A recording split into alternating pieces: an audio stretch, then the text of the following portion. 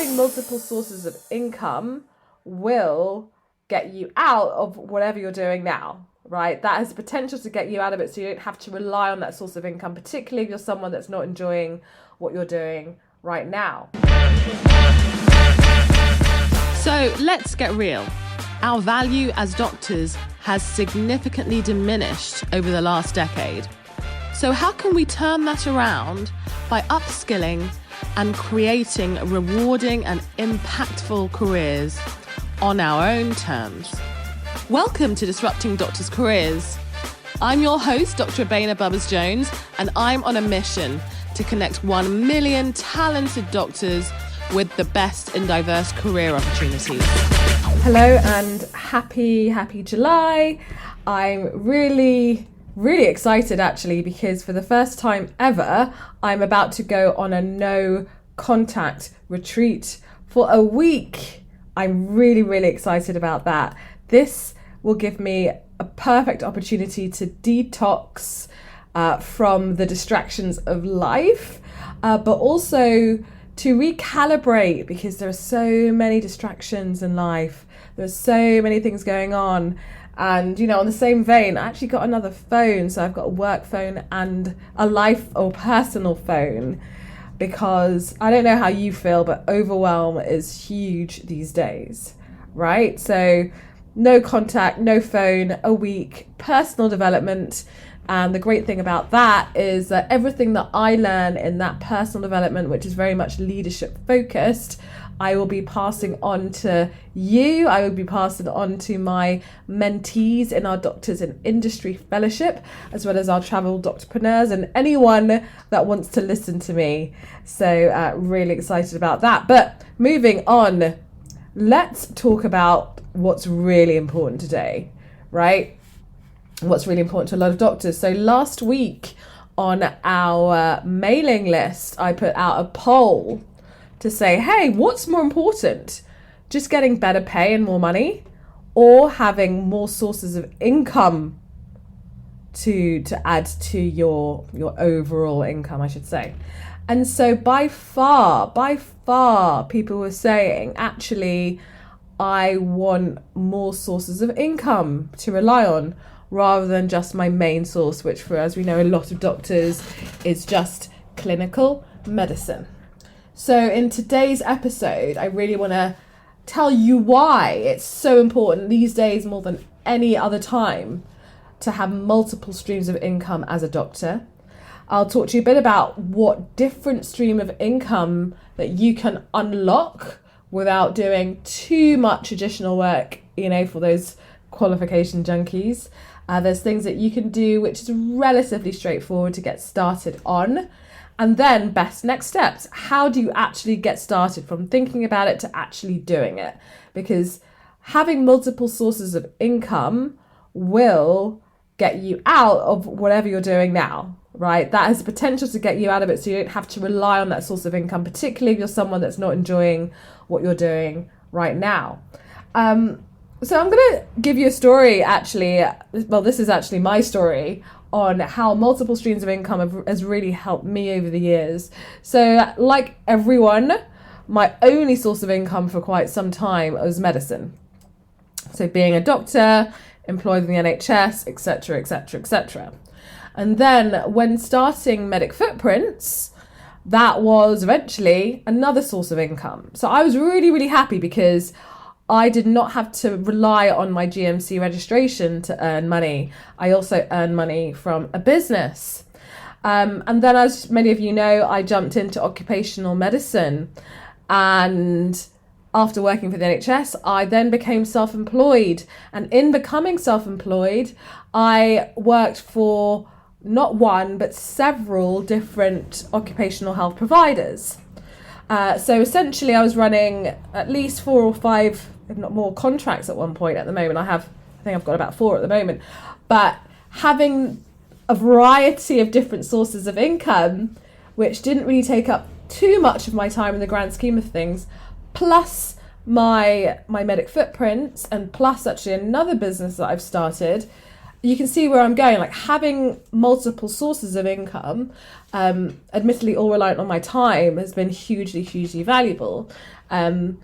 Let's bring in having a baby. So, I've had 2 babies in the last few years, and thankfully, because of the income that I was building up from those sources, I was able to take maternity leave. And of course, the income sources don't stop there. We haven't even gotten to investment. So like many people, you can put your income, like I have been doing, into an ISA, all through financial advice. Just a reminder, I am not a financial advisor. I do not claim to be. This is just what I am doing. It may or may not work for you. Disclaimer.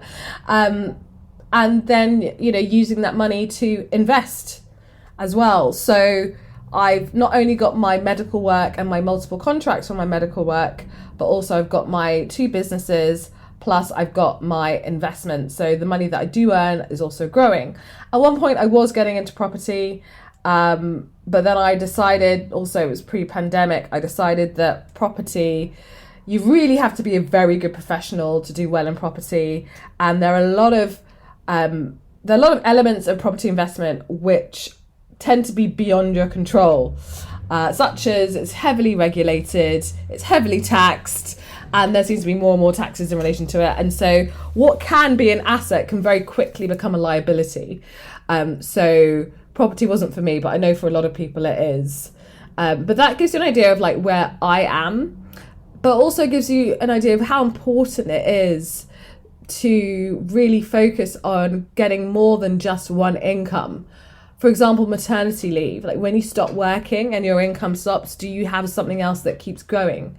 When you get ill, so one of our team members for the Travel Doctorpreneurs got COVID and was off work for 3 years as a doctor, 3 years, right? So when their income stopped, or when their work stopped, their income stopped, right? So what would you do if you became ill?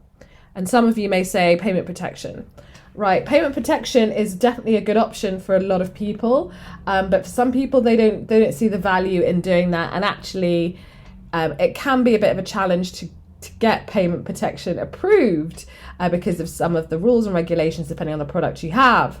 So again, something to discuss with your financial advisor, but this is why having multiple streams of income, it gives you multiple options. That doesn't mean you've got to be running 4 jobs at the same time. You've just got to be very smart with it. So in summary, why multiple streams of income? Financial security. It actually enables you to enjoy your career more, in the sense that you're not tied to one job because of the money. If you don't like the job, you can leave because you know you've got the money. And I know a lot of us are stuck in a job because of the financial concerns rather than the love of the job. And then obviously, once you're not financially tied to anything, you are free to pursue life. You're free to take a leave. You're free to take a holiday. Just imagine what you can achieve if finances were not the primary reason you were stuck in a job. So we've decided, right, multiple streams of income, it's for me, right? So next step, let's think about what different stream of incomes are available to doctors. So realistically, this is limitless. And so I'm going to pick out some of the best and the easiest to get started with, because we don't have much time. We've got a lot going on. A lot of us are juggling not just medicine, but life, family, hobbies when we have time, studying, exams, you name it. So what are the best? So I like to divide it into 2 things. You've got the clinical options, and then you've got the non-clinical options. So let's start with clinical. So most of us, we work in the public sector, or if you're in the UK in particular, so that's the NHS. And I know to get extra income, a lot of people go and do locums, right? But even now I know that getting locums is very difficult. So the alternative to that would go and work in the private sector. So there's different ways of doing that in a clinical capacity. One way is simply going and finding a job or working on a session or locum basis with a private company in your specialty. I use an example of that. Even radiologists, I know at consultant level, can go and do that. You've also got these telemedicine companies where you can go and work on an ad hoc or even pay by case, or even a employed basis for a day or two a week. Those are also really valid options. But don't even forget the health tech companies who are also looking for doctors at various levels and grades to do clinical consultations. Again, part-time. And so those are the main things. But also you could decide you're going to start up your own clinical practice. Not the most straightforward thing to do if you're starting from scratch, but you can always either join up with someone else that's doing it, or you could join another friend who may have already set up and they're looking for someone else to join or cover. So those are the two main other ways that you could do clinical outside of your main clinical job. And so the other non-clinical. So what are the easiest things to do in a non-clinical capacity? And realistically, this is limitless. But one of the easiest things to do to get started is simply to sell your expertise. So in other words, give the advice and the knowledge that you already know and get paid for it. And what is that otherwise known as? That's known as consulting. So people get really confused about what consulting is. Consulting is essentially giving out advice and then getting paid for it. And so it's such a huge umbrella. There's so many things that you could do in that regard. So one of the most simplest things that I know that a lot of doctors do. So let's stick with consulting and health tech. So I know a lot of doctors that are looking for jobs in health tech, but not nearly enough are looking to go and consult in health tech. What does that look like? So one of our fellows in our Doctors in Industry Fellowship Program is an ex-obs and gynae registrar and is specialising in femtech. Her name is Lauren, you can look her up. And in joining our program, she was really looking to develop her profile, personal branding, to get more clients in femtech. And she is doing just that. So we supported her in negotiating a contract with one of her current clients. She's blown up her profile and she's getting lots of different requests. And what is she doing? She's simply providing her existing knowledge, her network of other clinicians and people within the health tech, femtech space. And she's like basically applying the existing knowledge she has and the skills that she has, you know, based on project management, working with teams, audits, medical accuracy, a whole range of things. She's doing all of that in order to contribute to a very valuable product that's in women's health that will be going out to market. And she charges for her time. So that is an example of what you could achieve as a non-clinical consultant. Another one of our fellows, a GP, who was specifically looking to consult with venture capitalists. And again, a GP partner, you know, very, very well celebrated in many ways. It achieved quite a lot, but really wanted to step out of that clinical umbrella. And again, within a month or two, already had onboarded their first client, not having to do any other courses, but essentially providing advice and knowledge to a client to help them achieve a very specific goal. And so don't underestimate the knowledge and that you already have as a doctor. You don't need to do anything more.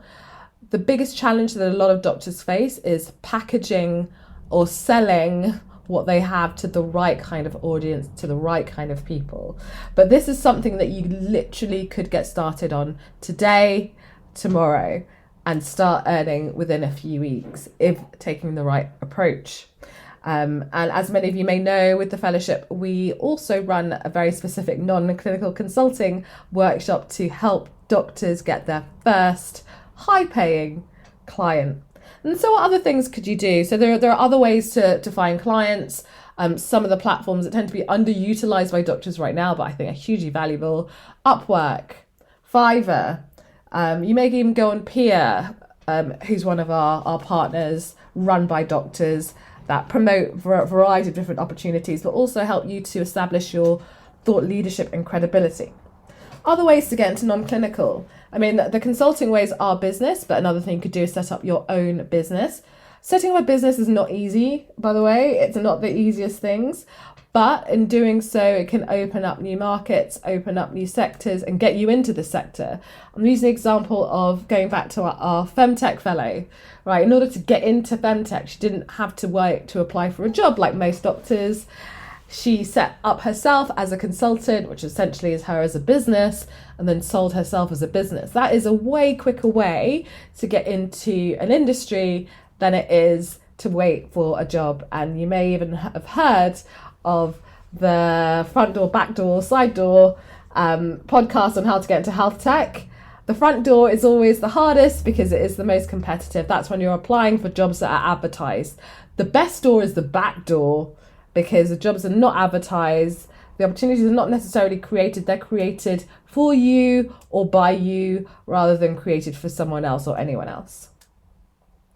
There are plenty of other non-clinical things that you could do. For example, medical writing, and it's always really popular, but the world is screaming out for medical content creators, either in health tech, consulting, or actually there's a whole variety of different sectors that are looking for medical creators. YouTube.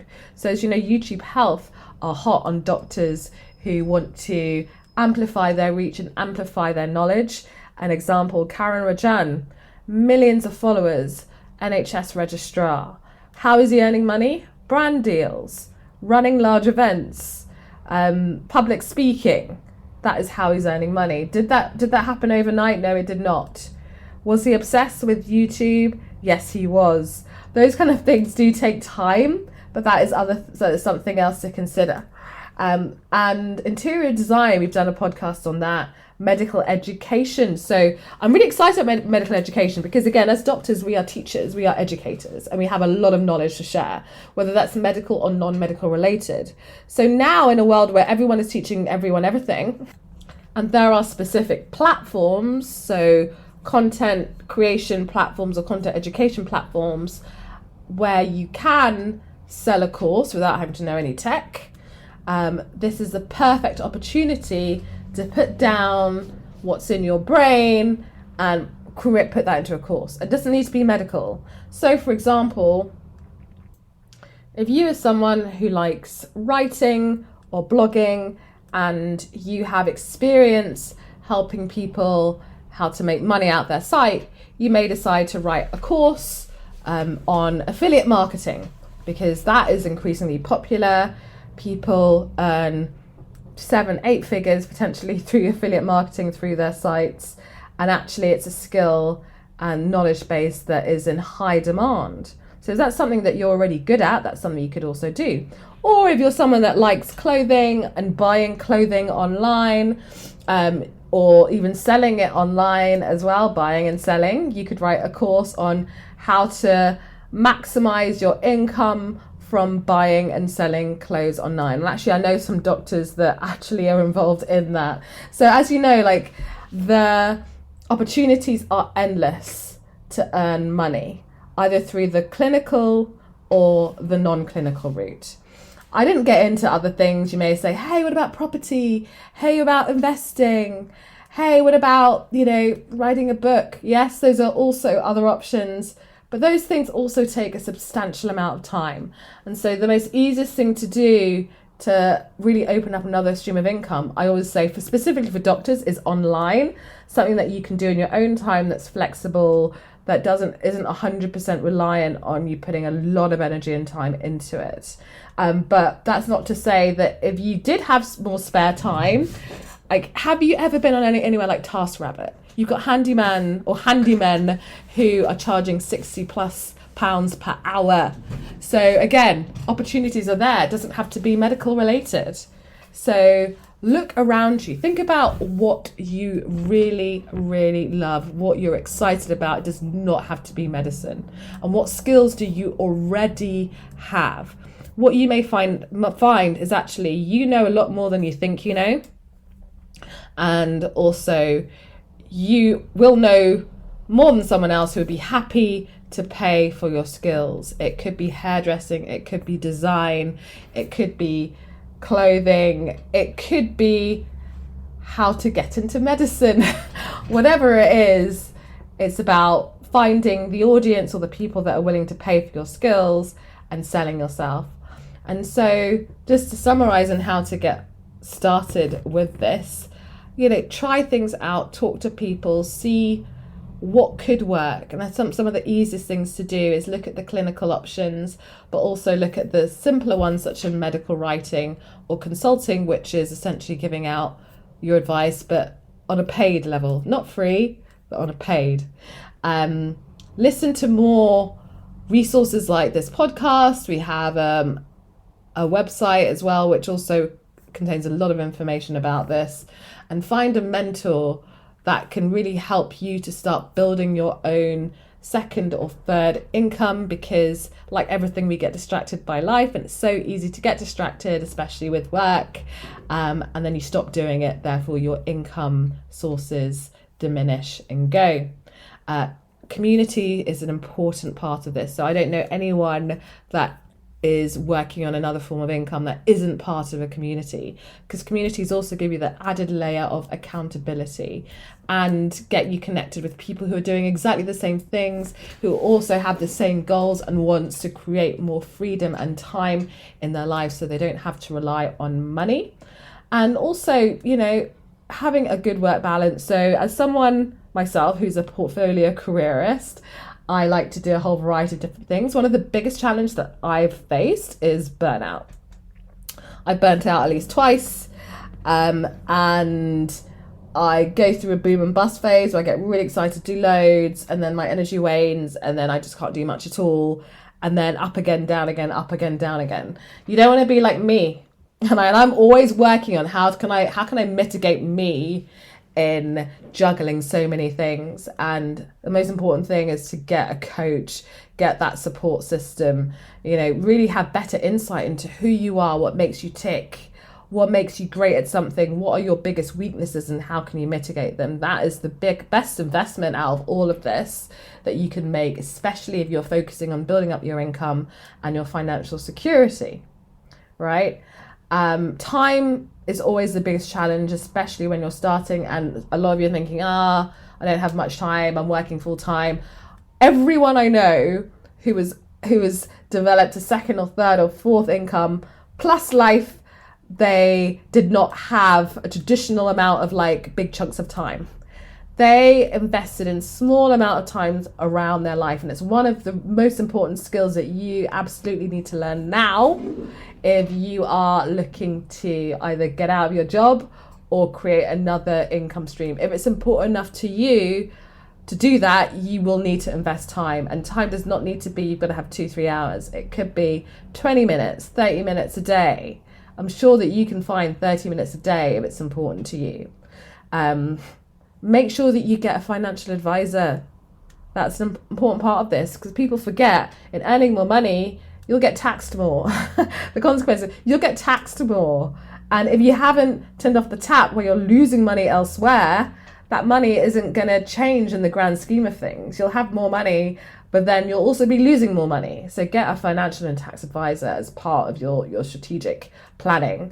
And then mindset is, and again, so important. This is growth, this is learning, and this is why being amongst a community of people, like-minded people, is essential over time, not just over a few weeks. I'm talking about months, if not years, to make sure you're consistently hitting the goals that you set for yourself. And this is one of the reasons why we created the Doctors in Industry Fellowship. It's done over time. These are friends for life. And we're all working on the same thing, which is creating more space in our lives to live and enjoy it, whilst some people are still doing clinical medicine like myself, others not. That is irrelevant. It's really about developing an income that you know that you deserve and making the impact that you can in the space that you can and that you love and that you're passionate about. Anyway, I hope that gave you some more inspiration on how to develop multiple streams of income for yourself.